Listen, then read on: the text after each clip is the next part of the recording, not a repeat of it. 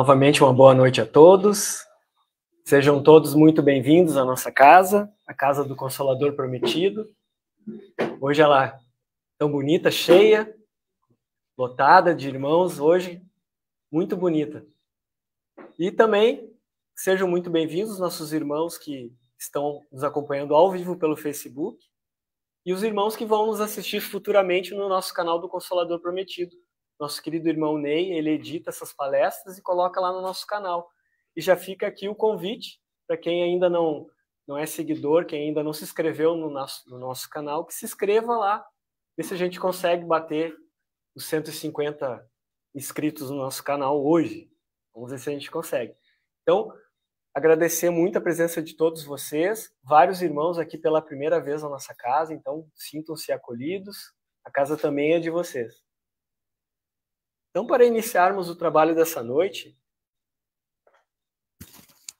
eu gostaria de ler uma mensagem do livro Senhor e Mestre, de Carlos Bacelli, pelo irmão José. Amor e reencarnação. Através da reencarnação é que a lei do amor se cumpre para todas as criaturas. Em vão alimentarás ódio e animosidade contra quem quer que seja. Em teus braços receberá, na condição de filhos ou netos, aqueles aos quais prejudicastes. Quanto terá por genitores ou avós os que te foram causa de sofrimento, em pregressas existências. Dividirás o tálamo conjugal com o jovem ou a jovem que outrora desencaminhaste.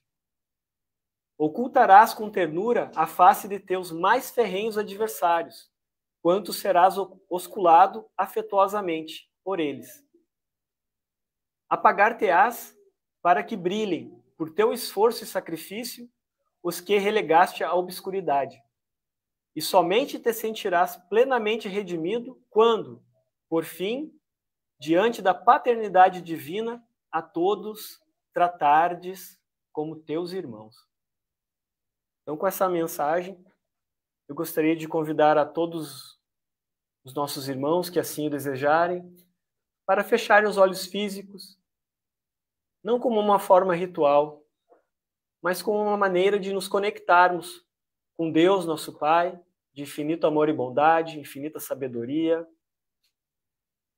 ao nosso querido Mestre amado Jesus, o nosso modelo, o nosso guia, o governador espiritual do nosso orbe, o nosso irmão mais velho, aquele que trabalha e sempre trabalhou por nós.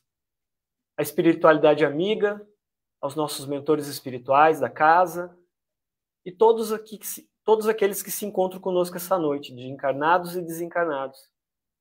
E vamos agradecer a oportunidade de estarmos aqui, reunidos, para estudarmos o Evangelho, para nos evangelizarmos. Pedimos que possamos aproveitar essa oportunidade de estarmos aqui hoje, com a casa cheia,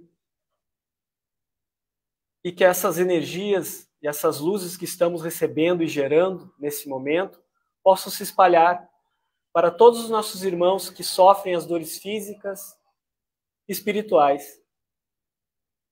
Possa se espalhar também essa luz, essa energia que estamos recebendo e gerando para os locais do nosso planeta, que ainda existem guerras, que ainda existem a violência, aos lugares que sofrem com as intempéries do nosso planeta ainda. Que todos eles sejam amparados e recebam tudo que estamos recebendo aqui também hoje. Pedimos também o amparo necessário para o nosso querido irmão Jorge Brandão, responsável pela palestra doutrinária dessa noite. E assim, agradecidos que estamos, iniciamos o trabalho dessa noite. Que assim seja. Então, de imediato, gostaria de chamar o nosso querido irmão Jorge Brandão. Eu tenho certeza que o tema que a gente traz hoje aqui é um tema que é um pilar da nossa doutrina espírita, que é a reencarnação. E por que escolhemos a reencarnação? E usamos a palavra, né, o consolo, o conforto da reencarnação. Porque a reencarnação é realmente uma prova, como foi dito, uma prova de amor divino por nós. Uma oportunidade que nós temos de resgatar, né, resgatar as nossas faltas e aprender, né, como nessa escola que é o planeta Terra. Então, nós estamos aqui, né, estamos aqui hoje, vamos buscar falar um pouquinho sobre a reencarnação, sobre um tema tão importante, né, como esse, e que pode nos levar sempre a algo novo. Né? Como eu disse, todos nós já conhecemos e estudamos a reencarnação.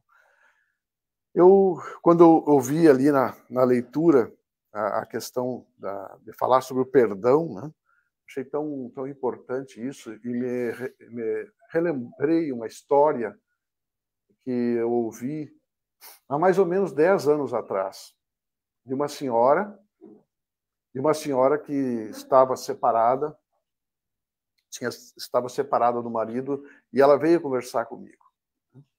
Essa senhora estava muito sentida, né, muito magoada, muito deprimida, né, tomando uma medicação forte também, e ela me disse assim: eu vim aqui porque eu gostaria de falar o quanto eu tenho ódio do meu marido, porque ele me abandonou.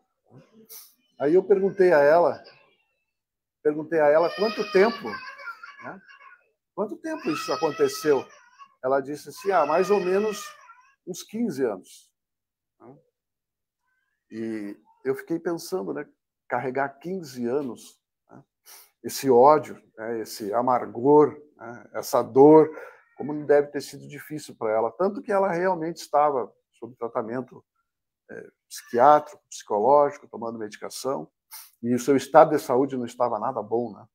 Aí eu perguntei a ela se ela não pensava, não tinha pensado em perdoar, né, esse marido. E o que ela me disse? Ele não merece. Ele não merece perdão. Aí eu perguntei, fiz uma outra pergunta a ela e disse: a senhora merece carregar essa dor, essa mágoa, esse peso, né, que está destruindo a sua saúde, né? Está lhe deixando nesse estado, né? Então, a mágoa, o ressentimento, o ódio, né, é um desperdício enorme, né, nessa existência. É como se nós carregássemos um saco de pedra nas costas, né, e dissesse: olha, agora eu vou te arrastar. E quem é o maior prejudicado somos nós. Né? Então, uma das falas, né, preciosas do nosso Mestre Jesus é sobre o perdão. Né? Nós aproveitarmos essa encarnação enquanto estamos a caminho, né? Enquanto estamos a caminho com os nossos semelhantes, sejam inimigos ou não, que nós possamos realmente exercitar o perdão. Porque no Espiritismo, a doutrina espírita, ela mostra quem é realmente o verdadeiro espírita quando ele coloca o pé para fora da casa. Né? Quando ele coloca o pé na sociedade, na rua, em outros lugares, então ele pode demonstrar o quanto ele é espírita ou o quanto ele é espiritualizado. Porque só assim nós poderemos provar, né, que realmente nós estamos aproveitando tudo que essa doutrina tem para nos ensinar, para nos mostrar. Né? É como se ela nos desse uma caixa de ferramentas, né, para nós utilizarmos para realizar um trabalho. Mas nós é que precisamos usar essas ferramentas, né, e fazer esse trabalho, que é um trabalho que é nosso. Né? Então, ninguém pode fazer por nós, e nem mesmo o Espiritismo pode fazer por nós. Né? Nós precisamos, com muita humildade, com muito trabalho, realizar isso. E outra leitura que me chamou a atenção nesta semana, e que eu reparto com vocês em relação à humildade, é uma história real no livro. Eu tenho o nome do livro aqui. Onde é que está aqui?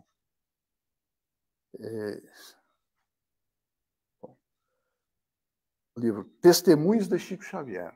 Nesse livro, né, que conta as histórias de Chico Xavier, tem um relato de Chico mandando uma carta para um amigo dele, dizendo que ele estava intrigado, que ele tinha visto num sonho, através de uma visão, Emmanuel, né? Quem é Emmanuel, né? O anjo da guarda de Chico Xavier. E a gente imagina o Chico naquela simplicidade, naquela humildade, naquela bondade, né? Uma alma muito, muito evoluída. Então a gente fica imaginando como é que é o anjo da guarda do Chico, né? Que é o Emmanuel, né? E aí o Chico disse que viu o Emmanuel fixando cartazes no plano espiritual. E ele ficou intrigado. E aí esse amigo disse, fala para o Emmanuel, fala, teu anjo da guarda, conversa com ele, pergunta para ele o que ele estava fazendo, né? E aí Chico perguntou, Emmanuel, tu estava fixando cartazes, tu ia fazer palestra, o que era, que tipo de palestra tu ia fazer? Aí o Emmanuel disse assim, não, no plano espiritual eu sou um fixador de cartazes para os espíritos superiores. Então, a gente vê, né, a humildade, né, a humildade de Emmanuel, né, e a gente às vezes pensa assim que esse trabalho talvez não seja tão digno, né, mas todo trabalho é digno, né? Porque quando Emmanuel nos diz que a maior caridade é a divulgação da doutrina espírita, todos nós podemos ser divulgadores, né? Todos nós devemos ser divulgadores. E como é que nós somos divulgadores? Principalmente através do nosso exemplo. Né? Principalmente através do nosso exemplo. E nós temos oportunidade de dar exemplos de amor, de caridade, de espiritualidade. Né? Quando nós estendemos a mão para alguém, quando nós dedicamos o nosso tempo para ouvir o outro, né?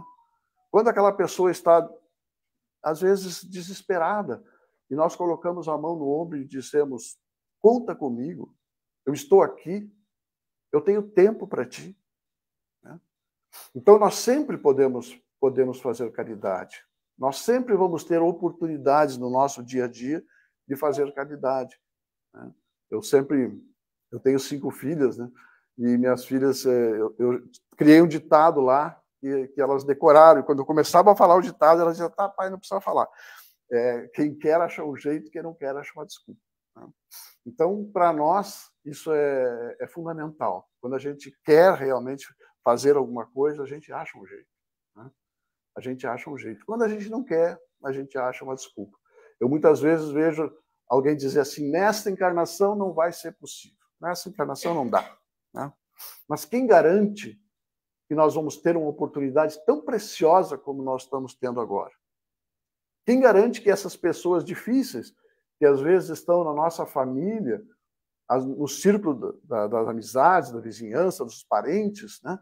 Quem garante que nós vamos ter essa oportunidade de reencontrá-las? Né? Como que nós vamos perder uma oportunidade aqui na Terra? Então é importante a gente usar esta encarnação que a gente suplicou, né? A gente nem pediu, a gente suplicou para estar aqui, né? Para a gente poder fazer algo por nós e pelos outros. Né?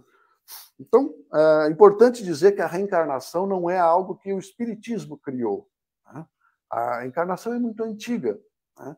O que o Espiritismo fez foi, desde que o mundo existe reencarnação e se fala em reencarnação. O que o Espiritismo fez foi esclarecer tudo sobre a reencarnação. Diferenciar reencarnar de ressuscitar, por exemplo, né? Que muitas pessoas confundem. Né? Ressuscitar, que é usado até por outras religiões, seria voltar no mesmo corpo, o que a ciência prova que é simplesmente impossível. E reencarnar seria retornar, mas em outro corpo, usando outro corpo, né? Onde teremos outras necessidades evolutivas, né? Onde teremos outros desafios. Né? Então, a reencarnação realmente é uma dádiva, é um presente divino, né? Então, não é nenhum prêmio. Às vezes se pergunta, né? Será que a reencarnação é um prêmio ou um castigo? Nem prêmio, nem castigo. É uma necessidade evolutiva. É um presente, né, que Deus nos dá pela sua justiça e pela sua misericórdia. né? E realmente, né, nos dá essa oportunidade. Então, reencarnar é algo assim que nós precisamos realmente ter consciência o quanto é importante. E muitas vezes se pergunta também, eu já tive essa pergunta assim, mas será que todos nós, ao desencarnarmos, nós vamos passar pelo umbral? Não. Se fala tanto no umbral, o que seria umbral? Seria um lugar que tu chega lá e abre a porta e entra? Não. Umbral é um estado de espírito, né? É onde nós dissolvemos as nossas desilusões e os nossos apegos, né? Então, nós precisamos passar pelo umbral. Mais tempo ou menos tempo, mas nós teremos que passar. Eu digo nós, no sentido de espíritos ainda imperfeitos que somos, né? Porque é uma necessidade. Nós estamos, à medida que nós vamos conscientizando, né, que nós deixamos o corpo físico, isso não é algo tão simples, né? Mas o nosso conhecimento, e principalmente o nosso trabalho no bem, nos ajuda muito.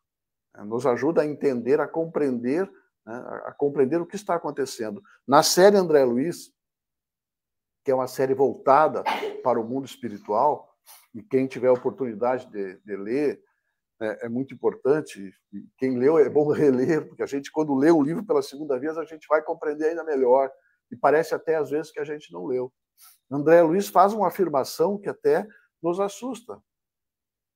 Ele diz que de cada quatro espíritos que chegam no mundo espiritual, 3 não têm noção que desencarnaram. Passam numa situação como se fosse um zumbis, vamos dizer assim, e voltam para a reencarnação sem ter que tomar conhecimento, sem tomar consciência. Tamanho é o apego, né?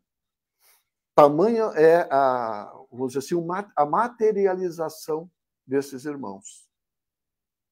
Então, o processo de espiritualização é um processo que vai acontecendo passo a passo. E que nós precisamos compreender, né?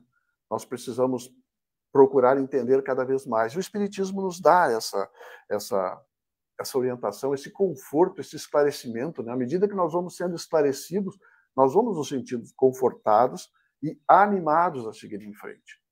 Então, Kardec faz uma pergunta na questão 266 do Livro dos Espíritos. Ele pergunta, não seria natural, né, escolher as provas menos dolorosas? Porque André Luiz fala, nos relata, né, que a maioria dos espíritos, ao chegar no plano espiritual, eles falam algo muito semelhante. Eles falam o seguinte, poxa vida, mais uma vez eu perdi uma oportunidade. Mais uma vez eu repeti erros. Mais uma vez eu desperdicei uma encarnação. E agora eu quero, quando puder voltar, eu quero ter provas difíceis, eu quero ter provas duras, porque eu quero recuperar esse tempo que eu perdi. E aí o que os mentores dizem? O que os mentores dizem? Calma, tu não está com essa bola toda. Nós vamos te dar só um pouco e tu vai reclamar. Vai dizer que Deus te abandonou, né? Que só eu, que tudo eu, por que comigo? Né? Então, realmente, a escolha de provas menos dolorosas não é uma realidade, porque nós tentamos, nós aspiramos, né, nos recuperarmos, nós aspiramos evoluir, porque aí é a nossa consciência que está falando. É a nossa consciência que está nos dizendo, que está nos apontando, dizendo, olha o que tu perdeu, olha que oportunidade tu perdeu. E isso fica como se fosse repetindo, muitas vezes. Isso nos dá uma sensação muito ruim, uma sensação difícil que a gente quer de alguma forma, recuperar. E quando a gente pensa na reencarnação aqui na Terra, de voltar no corpo físico, isso é também uma bênção, porque nós temos um alívio de todo esse sentimento de culpa, né? Nós temos o corpo físico, que é o anteparo, que nos poupa de toda essa dor, desse sofrimento. Nós também nos afastamos daqueles irmãos que nós prejudicamos, que estão querendo nos prejudicar, e que nós sentimos essa pressão toda. Então, estar aqui na Terra, em um corpo físico, é uma bênção. É uma oportunidade também de dar um tempo, vamos dizer assim, para a nossa consciência, que muitas vezes nos culpa. Porque se nós estamos aqui na Terra, eu vou dar um exemplo, por exemplo, de alguém que é viciado em álcool ou em drogas, encarnado aqui na Terra. Se ele quiser adquirir a droga ou a bebida, ele vai ter que se deslocar, ele vai ter que ir atrás desse produto, ele vai ter que correr atrás, vai ter que até arrumar dinheiro para isso. Isso tem um processo, porque ele tem que levar o corpo junto para buscar. E no plano espiritual não é assim. No plano espiritual, a gente pensa e já está junto. Né? Já está no ambiente de drogas, já está no ambiente de pessoas alcoolizadas. Né? Então, tudo é muito rápido. Né? Então, ter um corpo físico aqui é realmente uma bênção, porque nós temos ainda tempo para pensar, tempo para se arrepender, para dizer, poxa vida, onde é que eu estou indo? O que eu estou fazendo? Então, a reencarnação realmente é uma prova de amor, do amor divino. E é uma questão assim tão, vamos dizer assim, para nós, tão natural, tão certa, como é uma lei, né? Que não tem o que questionar, não tem o que duvidar. É como se nós questionássemos a lei da gravidade. Eu posso não acreditar na lei da gravidade, mas se eu pisar num buraco, eu vou cair. Eu posso não acreditar na lei de causa e efeito, mas se eu fizer alguma coisa, eu vou receber de volta, seja algo bom ou ruim. Então, a reencarnação é um caminho que todos nós já percorremos muitas vezes e ainda percorreremos até que nós possamos chegar a espíritos puros. Né? Então, é uma caminhada que depende de nós acelerar o passo. Depende de nós aproveitar as oportunidades que nós temos no dia a dia. Né? Então, André Luiz coloca 3 tipos básicos de reencarnação. Claro que isso tem subdivisões aí, mas só para nós entendermos. A primeira reencarnação, a mais difícil, é aquela compulsória. Né? Aquela reencarnação que a gente vai ter que resgatar de qualquer maneira os débitos que tem. Né? Então, às vezes são reencarnações que são até rápidas. Chegou, outro vai ter que voltar, vai ter que, de alguma forma, enfrentar esses desafios. E também espíritos, como a gente conversou, que estão totalmente adormecidos, entorpecidos, e não adianta, tem que colocar ele de volta para ver se ele acorda.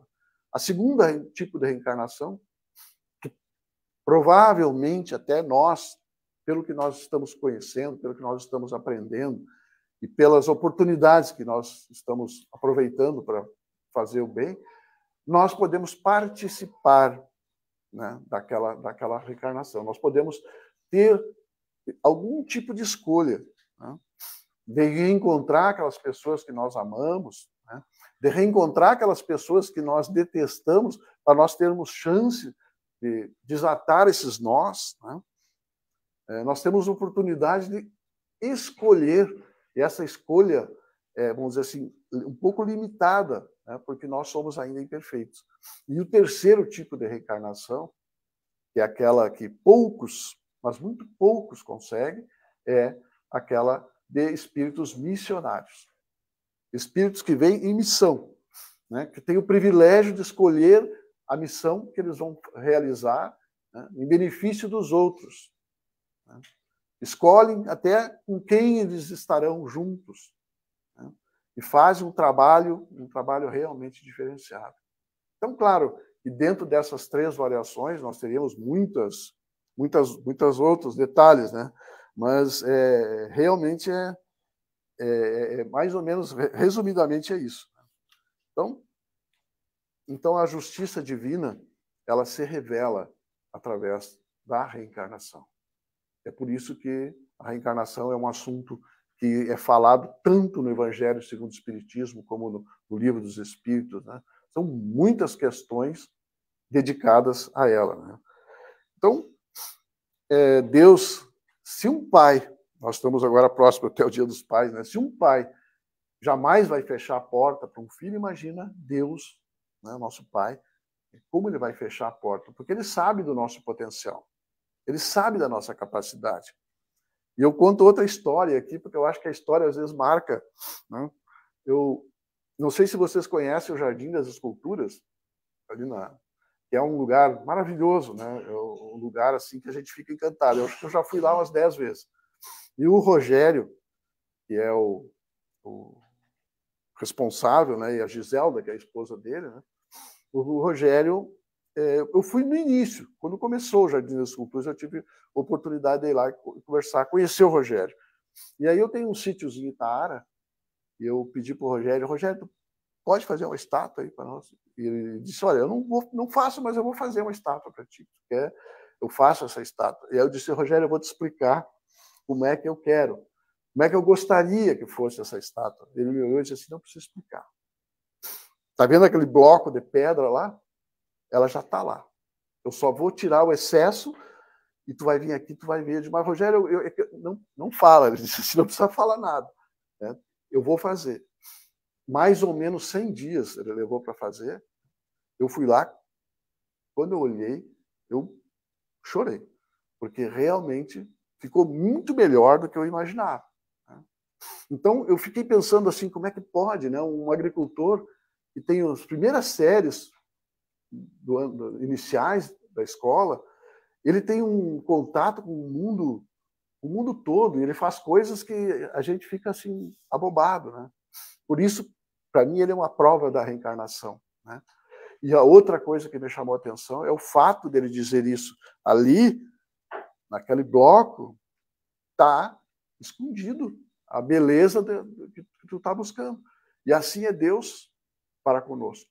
Ele nos vê hoje, né, com o potencial divino que nós temos. Né? Ele nos vê com a perfeição que nós vamos chegar um dia como espíritos puros. Né?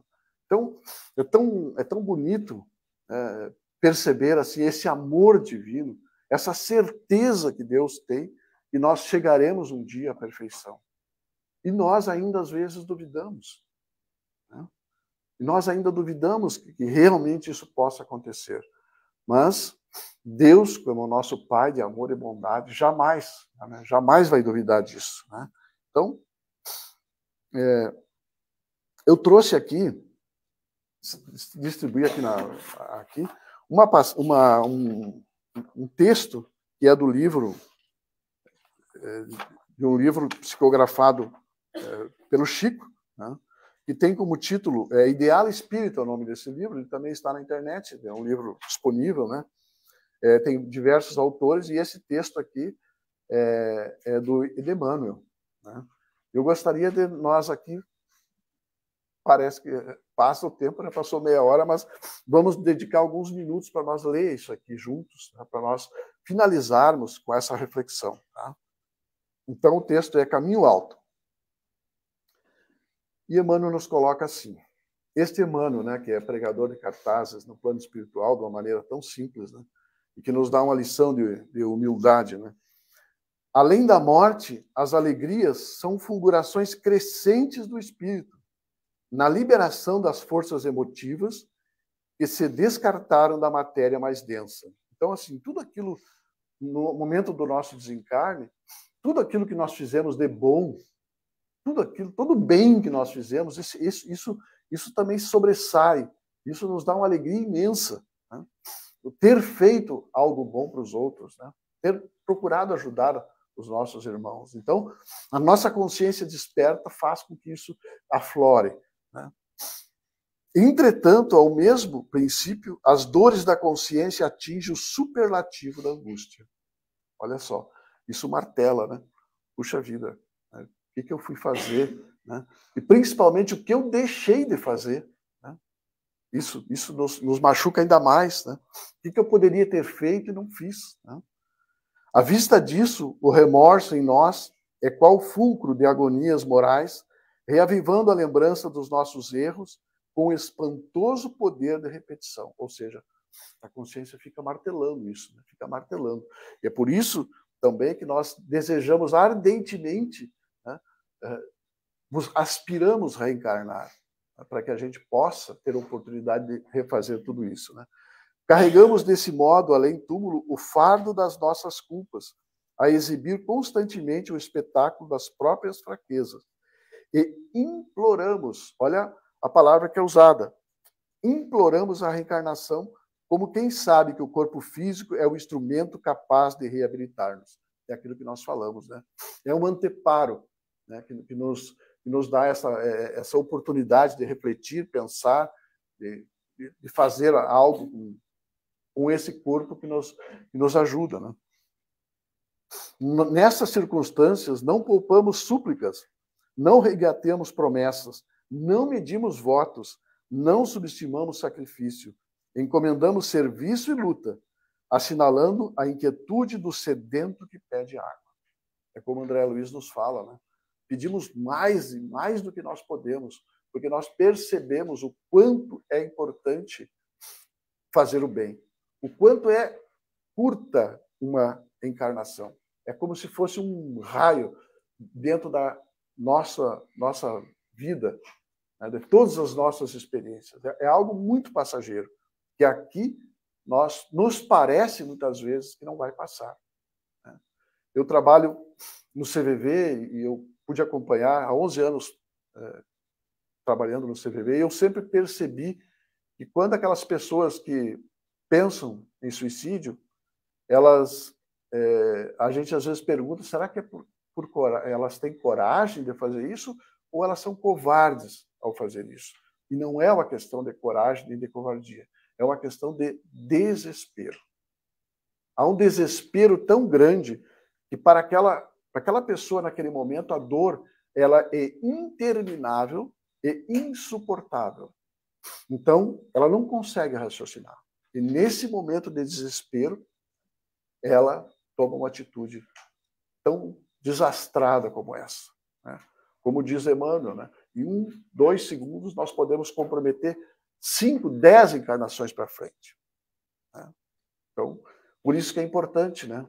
Essa disponibilidade que nós tenhamos para com os outros, de ouvir, né? De ouvir sem julgar, de ouvir com respeito, né? De estender a mão. Né? Isso é realmente caridade. Essa caridade que Jesus nos ensinou, né? E a benevolência, a indulgência e o perdão. Né? Isso é muito importante. Aspiramos a apaziguar paixões, purificar sentimentos, resgatar débitos, santificar ligações e elevar experiências na conquista da própria renovação. É uma busca quase que desesperada para que a gente consiga se reconciliar, se reencontrar conosco mesmo, né? Para que a gente possa resgatar tudo isso. Quase sempre renascemos em duras dificuldades, a fim de redimirmos a maneira do aluno internado na escola para educar-se. E é uma escola que nós estamos, né? É uma escola que nós precisamos. Se o aluno vai para a escola, ele precisa de provas. Então, nós precisamos de provas. E essas provas nos são dadas, né, dia após dia, situação após situação, para que a gente possa realizar essas provas. E tem um ditado na nossa doutrina que diz que prova bem compreendida não precisa ser repetida. Né? Agora, aquela prova que nós ficamos revoltados, né, que nós não aceitamos, nós vamos ter que repetir. Então, por isso, a serenidade de aceitar essas dificuldades que são passageiras aqui nessa encarnação é muito importante, né, para o nosso crescimento, para a nossa evolução. Porque é muito mais fácil para a espiritualidade auxiliar aquele que sofre do que aquele que se revolta. Quando nós estamos revoltados, nós criamos como se fosse uma redoma ao nosso redor, que não permite, inclusive, ajuda. Agora, quando nós estamos necessitados, estamos pedindo ajuda, por isso que o apóstolo Paulo nos diz: quando sou forte, sou fraco. Quando sou fraco, sou forte. E quando eu fico me achando, né? Quando eu fico me achando o bom, então eu sou fraco, porque eu não estou tendo humildade e consciência. Agora, quando eu peço humildemente ajuda, quando eu me sinto fraco, então eu estou aberto, receptivo à ajuda. Né?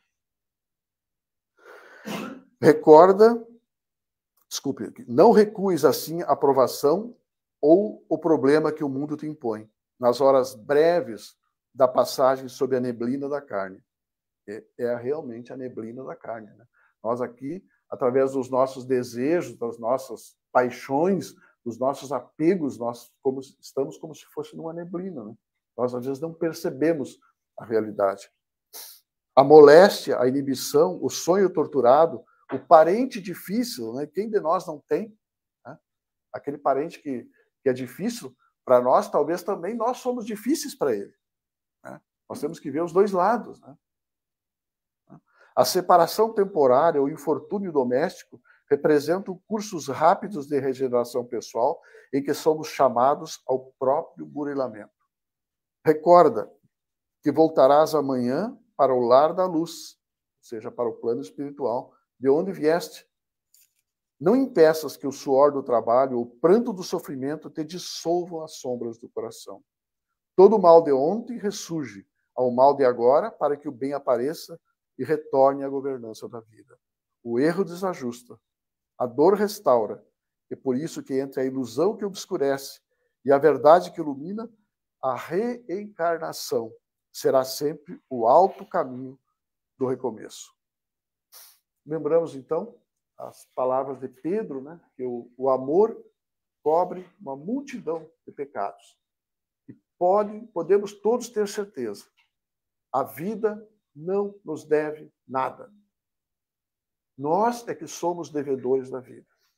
Nós só conseguiríamos pagar esses débitos, né, agindo com amor ao próximo, fazendo bem, né, sem esperar recompensa, fazendo por amor. Então, esta é a mensagem que nós trazemos hoje, para que nós tomemos consciência da oportunidade bendita que é uma reencarnação. Não sabemos o momento, né, que seremos chamados, mas que possamos, né, estar preparados, né, para a volta para da onde nós viemos, que é o mundo espiritual. E que aqui, enquanto estivermos, possamos fazer o melhor, né, o melhor a todos. Então, era essa a mensagem. Eu me coloco à disposição para questionamentos, perguntas, né, e fico à disposição. Não sei se veio alguma pergunta aí pela internet.